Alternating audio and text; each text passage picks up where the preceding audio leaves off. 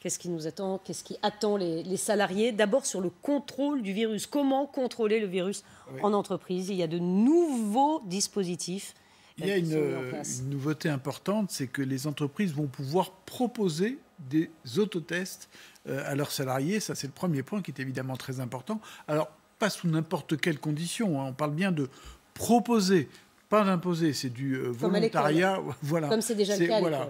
Et c'est évidemment dans les règles du secret médical. Que se passe-t-il si le test est positif? Alors là, la circulaire est moins précise. On s'imagine que le salarié est invité à rester chez lui, mais bon, pour l'instant, c'est pas précisé. Ça n'est pas très clair aussi pour les entreprises qui ne disposent pas de service médical, qui proposent des autotests. Comment on fait? Là, franchement, ça reste à affiner. Il y a aussi une précision utile sur la vaccination. L'entreprise ne peut pas s'opposer à ce qu'un salarié se fasse vacciner. C'est-à-dire que vous n'avez même pas besoin de le justifier. Vous dites, voilà, j'ai un rendez-vous médical, on ne vous demande pas pourquoi, et vous pouvez vous faire vacciner, évidemment, sans que l'entreprise s'y oppose. En revanche, il n'y a pas d'incitation particulière dans cette circulaire à ce que les entreprises organisent elles-mêmes des campagnes de vaccination.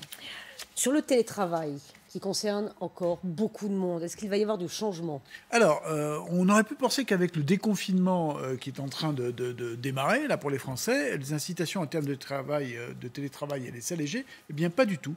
La règle reste la même. 5 jours sur 5, si c'est possible, avec quand même une possibilité, une soupape, une journée par semaine de présentiel.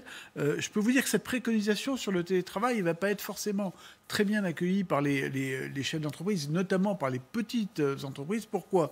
Autant ça marche sur les fonctions administratives, autant ça devient de plus en plus compliqué sur les fonctions commerciales. Quand on interroge les dirigeants, ils ont de plus en plus de mal à gérer les commerciaux de leur entreprise qui sont quand même moins motivés avec le télétravail. Un détail pratique, extrêmement pratique.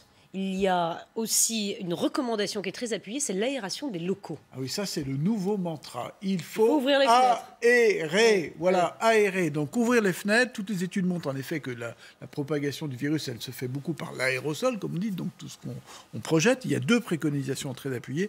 Aérer les locaux, ouvrir les fenêtres dès que possible. Et dans les immeubles où il n'y a pas de fenêtres, comme le nôtre par exemple, eh bien, il faut organiser de la circulation d'air, les escaliers, les portes entre les services, tout ça doit rester ouvert. Il faut que l'air circule le plus possible. Et puis, la circulaire préconise aussi de mieux mesurer le taux d'oxyde de carbone, parce que ça permet justement de mesurer la circulation de l'air. Donc de l'air. De l'air. Aérer, bon, quand il n'y a pas de fenêtre, c'est compliqué, mais il va falloir trouver des systèmes. On va mettre des ventilateurs. Et ça concerne du monde. Merci beaucoup, François-Xavier. De nouvelles